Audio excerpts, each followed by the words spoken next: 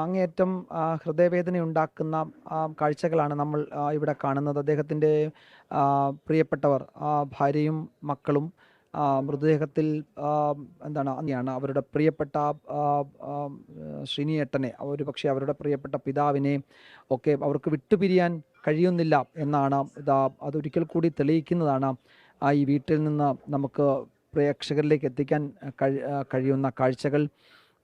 അദ്ദേഹത്തിൻ്റെ മൃതദേഹത്തിൽ കെട്ടിപ്പിടിച്ച് കരയുന്ന മക്കളെയും ഭാര്യയും ഒക്കെയാണ് നമ്മൾ കാണുന്നത്. അപ്രതീക്ഷിതമായിരുന്നു അദ്ദേഹത്തിൻ്റെ ദേഹവിയോഗം. അദ്ദേഹത്തിന് ആരോഗ്യ പ്രശ്നങ്ങൾ ഉണ്ടായിരുന്നു.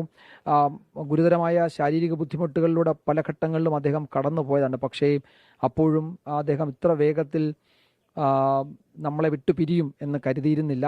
അത് നമുക്ക് ഉൾക്കൊള്ളാൻ കഴിയില്ല എന്നതിൻ്റെ എത്രയോ പതിന്മടങ്ങ് ദുഃഖം അദ്ദേഹത്തിൻ്റെ പ്രിയപ്പെട്ട മക്കൾക്കും ഭാര്യയ്ക്കും ഉണ്ടാകുമെന്ന് നമുക്ക് സങ്കല്പിക്കാൻ പോലും കഴിയില്ല. അതാണ് ഈ ദൃശ്യങ്ങളിൽ കാണുന്നത്. ധ്യാൻ അവിടെ ഉണ്ട്, വിനീത് ശ്രീനിവാസനും അവിടെയുണ്ട്.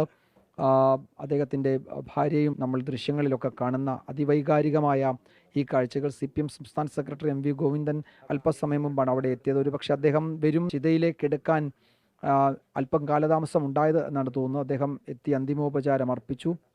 ഇപ്പോഴിതാ ആ ഭൗതിക ശരീരം ചിതയിലേക്ക് എടുക്കുന്നതിന് മുൻപ് ബന്ധുക്കൾ പ്രിയപ്പെട്ട ശ്രീനിവാസന് അന്ത്യചുംബനം നൽകുകയാണ്.